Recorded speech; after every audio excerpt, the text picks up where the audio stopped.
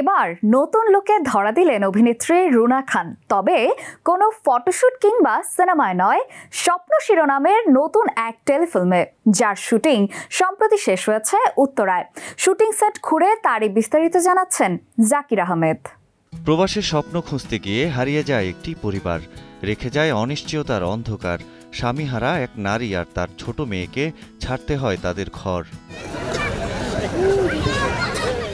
এবার স্বপ্নের যাত্রা শুরু হয় রঙিন ঢাকায়, কিন্তু সেখানেও বাধে বিপত্তি। প্রতিনিয়ত ঘাত প্রতিঘাতের মধ্য দিয়ে এগিয়ে যেতে থাকে তাদের জীবন। এমনই এক গল্পকে উপজীব্য করে নির্মিত হয়েছে টেলিফিল্ম স্বপ্ন, যার মূল চরিত্রে অভিনয় করেছেন অভিনেতা ফজলুর রহমান বাবু ও রুনা খান। স্ক্রিপ্টটা যখন আমি প্রথম পাই, আমাদের স্ক্রিপ্ট রাইটার এবং ডিরেক্টর সবুজ খান, এটা আসলে ওদের পরিবারেরই গল্প বলা যায়।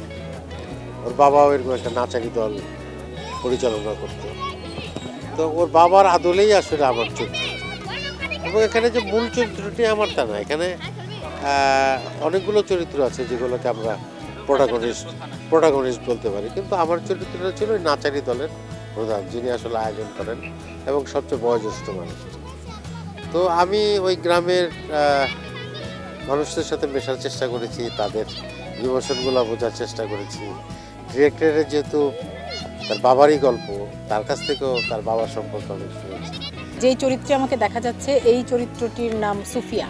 যে এই মেয়েটির স্বামী বিদেশে থাকে, প্রবাসী, এবং গ্রামের সচ্ছল পরিবারের গৃহবধূ। সে প্রবাসে তার স্বামীর মৃত্যুর পর তাকে আসলে শ্বশুরবাড়ি থেকে, সম্পত্তি থেকে এবং শ্বশুরবাড়ি থেকে বের করে দেওয়া হয়, যে তার আর প্রয়োজন নেই।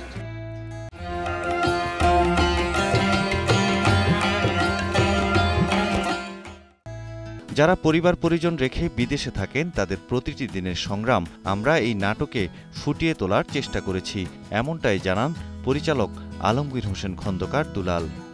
আজকে আমরা শুটিং করতেছি জীবনের গল্প নিয়ে, শিরোনাম স্বপ্ন। তো এটা একটা নারীর স্ট্রাগলের গল্প এবং একটা ছোট মেয়ের তার আগ্রহ, লেখাপড়ার প্রতি তার ইচ্ছার গল্প। পাশাপাশি ওই ছোট মেয়েটার যে নৈতিক শিক্ষা, সে শুধু লেখাপড়ার প্রতি না, তার পরিবেশ, স্বাস্থ্য, সব কিছুর উপরেই তার যে নজর এবং তার যে চেষ্টা, যে এটাকে মানুষকে পজিটিভলি কামব্যাক করা, যে মানুষকে মেসেজ দেওয়া। স্বপ্ন কখনো পূরণ হয়, কখনো ভেঙে যায়, কিন্তু সেই স্বপ্নই তো জীবনের প্রেরণা। টেলিফিল্মটি শীঘ্রই প্রচারিত হবে দেশের একটি বেসরকারি টেলিভিশন চ্যানেলে।